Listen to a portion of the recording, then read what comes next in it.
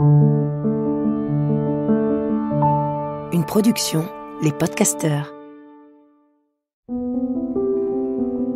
Le couple est une grande aventure, une sacrée aventure. Tous connaissons des joies et des peines au sein de nos couples, et tous avons besoin d'éclairage. Et il n'y a pas d'école pour cela. Alors, bienvenue dans ce podcast de l'intelligence amoureuse. Je suis Florentine Dolnoy-Wang et je vais vous donner la main le long de la voie du couple, cet univers passionnant, complexe et unique en son genre, qui nous envoie dans le meilleur comme dans le pire.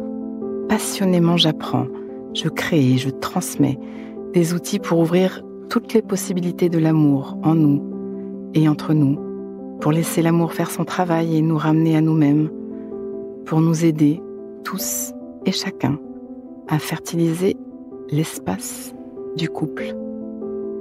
À chaque épisode, je répondrai à une question. Viens me la poser sur Instagram, l'espace du couple. À nos amours.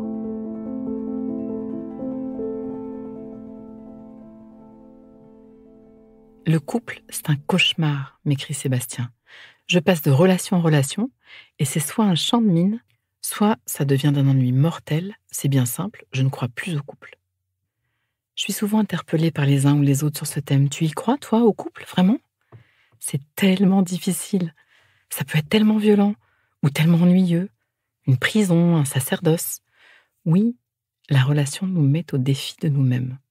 Oui, c'est confrontant. Oui, à l'occasion de toi, je vais vivre de l'inconfort. Oui, relationner au long cours avec une personne qu'on choisit par amour requiert quelques compétences. L'amour coule de source, oui, pas la relation. La relation bouscule, nourrit, questionne, engage, bouleverse, fragilise et renforce à la fois, et encore bien d'autres verbes. Beaucoup de couples, pris dans leur réactivité, sans le recul de la conscience de ce qu'ils cherchent à grandir entre eux, tissent leur quotidien de lutte. Ils s'aiment, sont très attachés à leur vie commune et accueillent ensemble, faute de mieux, leur vague d'agression mutuelle. L'énergie de leur danse de survie mène le jeu. De génération en génération, l'image d'Épinal est perpétuée. De la même façon que l'on nous fait croire que les chiens et les chats sont faits pour se haïr, on nous apprend que le mariage est un lieu de discorde et d'agressivité. Nos modèles littéraires, nos modèles populaires naviguent entre le conte de fées total et la farce conjugale. As-tu déjà remis en cause tes modèles ? La façon dont, depuis tout petit, tu as vu comment les gens s'aimaient ? Tes parents, tes oncles, tes tantes, tes modèles, pas toujours modèles ? Ce que nous propose le monde à voir ? Il est souvent libérateur de regarder comment nous avons été imprimés de l'idée du couple et quel recul nous offrons pour créer notre relation. Si on y regarde à deux fois, l'agressivité conjugale occupe nos écrans. Je suis vraiment triste de cette guerre homme-femme, de ces peintures offertes aux yeux de spectateurs de tous âges, des chouchous et loulous et autres personnages récurrents qui se ridiculisent, se taillent, se piègent, se pranquent, se méprisent, se rétrécissent l'un l'autre. Comme si nous n'avions pas la possibilité de réguler nos réponses neuro-émotionnelles. Comme s'il était une fatalité que nos émotions à l'occasion de l'autre deviennent des réactions contre l'autre. Le ressort est comique, certes, mais il alimente cette vision du monde désespérante de la guerre et le dépit entre les amoureux. Nous sommes tellement plus grands. Depuis que le monde est monde, les hommes et les femmes ont des merveilles à accomplir ensemble dans leurs singulières différences. Et depuis que le monde est monde, ils se blessent, s'abusent, gaspillent leur énergie. Ces couples-là, ceux qui se sont enfermés dans la lutte, ont immensément besoin d'apprendre l'intelligence amoureuse. Quand ils s'immergent dans ce travail de compréhension et de soutien mutuel, quel apaisement! Leurs témoignages sont bouleversants. Vous imaginez que leur amour est si fort qu'il les a fait tenir dans les conflits quasi perpétuels. Et il faut vraiment leur rendre hommage ici. Quel engagement!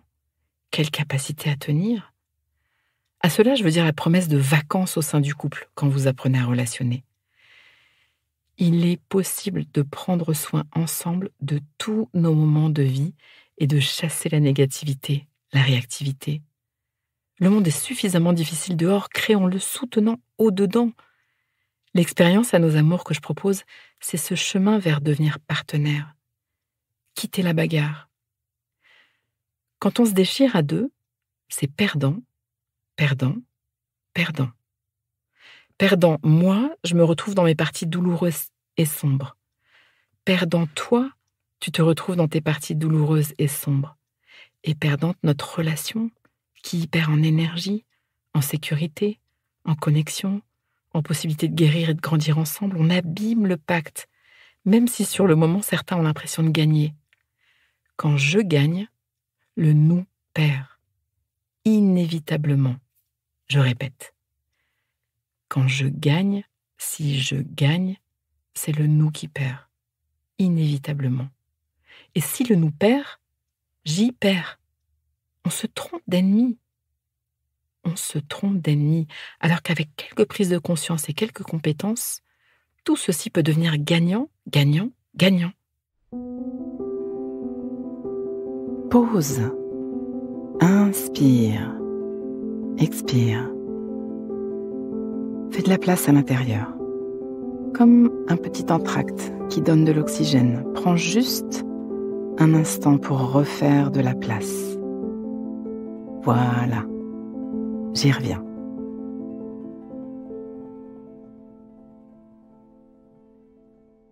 Parfois même, pour échapper à cette lutte, nous installons comme une vitre entre nous, qui a le mérite de nous protéger du chaos, mais qui dévitalise beaucoup la relation.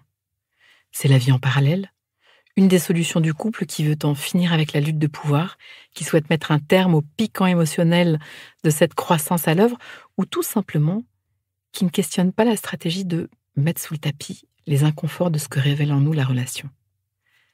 Mettre sous le tapis, c'est avancer sans regarder, parfois même sans sentir que telle ou telle parole, tel ou tel geste ou moment a fait émerger une émotion difficile chez l'un ou chez l'autre, ou même pour les deux. On enterre, on n'en parle pas, on refoule, on passe au next en évitant surtout de lever le voile en serrant les dents. Les couples qui ne se disputent jamais ne sont pas forcément en pleine santé relationnelle.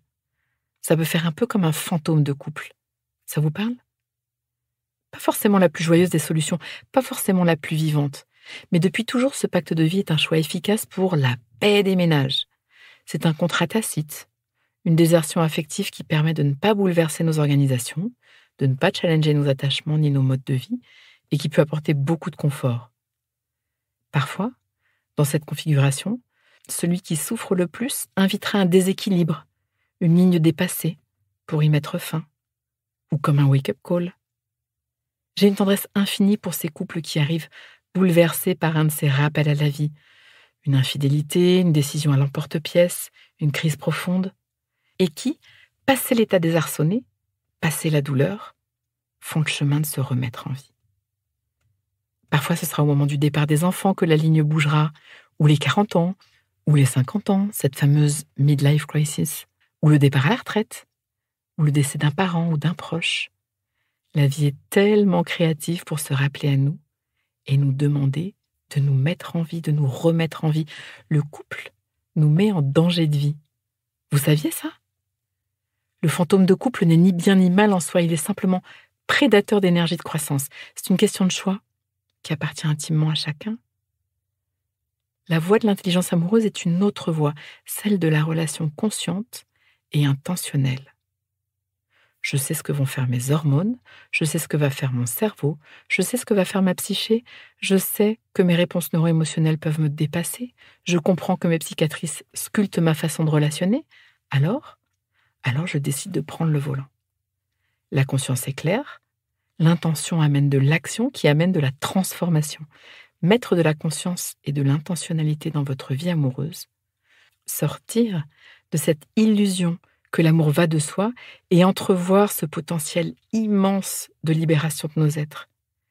C'est ici une relation dans laquelle j'ai le droit d'être moi, tu as le droit d'être toi, et nous prenons soin de ce que nous créons ensemble. Vous venez ? On change ce monde ? À nos amours. Pause. Donnons-nous le temps, quelques instants, pour intégrer. Prends le temps d'une respiration. Inspire. Expire. Et sens. Branche-toi sur ce que tu vis à m'avoir écouté. Tu vas terminer cette phrase. Une chose que je comprends pour ma vie amoureuse, présente ou passée, c'est: et ce qui me touche le plus là-dedans, c'est... Décompte et laisse-toi récolter ce qui vient. Tu peux aussi noter une phrase, un mot, une image, une idée qui te viendrait là, maintenant à l'esprit, pour l'ancrer, pour plus d'intelligence amoureuse. Le cœur est un muscle qui se muscle. Ce podcast est écrit et exprimé par Florentine Denoy-Wang, produit par les podcasteurs et mis en musique par Laurent Aknin. Si vous voulez soutenir notre programme, abonnez-vous, mettez des étoiles ou des cœurs, partagez autour de vous et rejoignez-moi sur la page Instagram L'espace du couple. À vos amours.